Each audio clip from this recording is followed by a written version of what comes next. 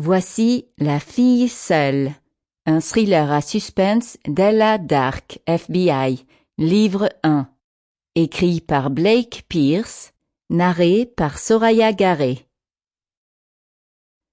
Prologue. Les pieds perchés sur le comptoir, Christine pencha la tête en arrière et reluqua l'horloge murale au-dessus d'elle. 17h32. Elle fit pivoter sa chaise, puis sortit son téléphone pour revérifier l'heure. Burk, songea-t-elle. Je suis sûre que cette horloge n'a pas bougé d'un pouce en 1 heure. Ça avait été une journée peu mémorable dans une ville peu mémorable.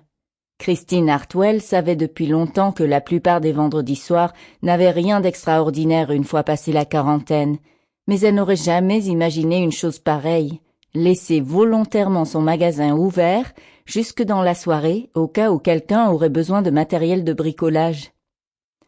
Elle se releva et se dirigea vers la première allée.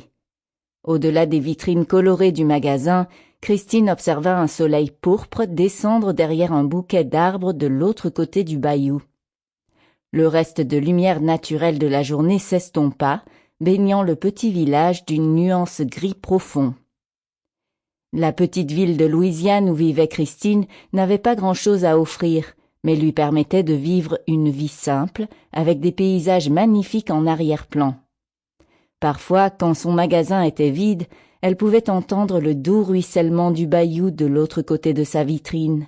C'était un rythme réconfortant, serein. C'était une vie et c'était tout ce qu'elle désirait.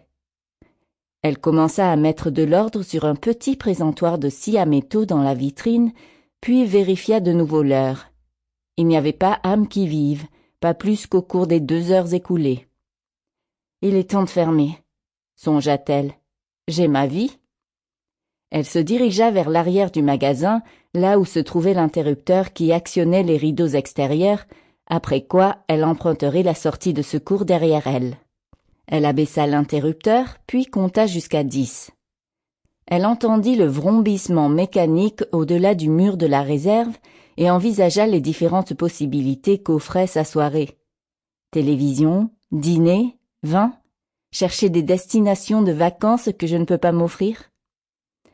Mais alors qu'elle arrivait à 6, quelque chose tira Christine de sa rêverie causée par l'ennui. Bang! Un bruit sourd de l'autre côté du mur la fit sursauter. Oh merde! Quelque chose était tombé sur le sol du magasin? Le rideau avait heurté quelque chose accidentellement? Elle fonça vers le comptoir et inspecta la pièce. Rien d'extra. Sample complete. Ready to continue?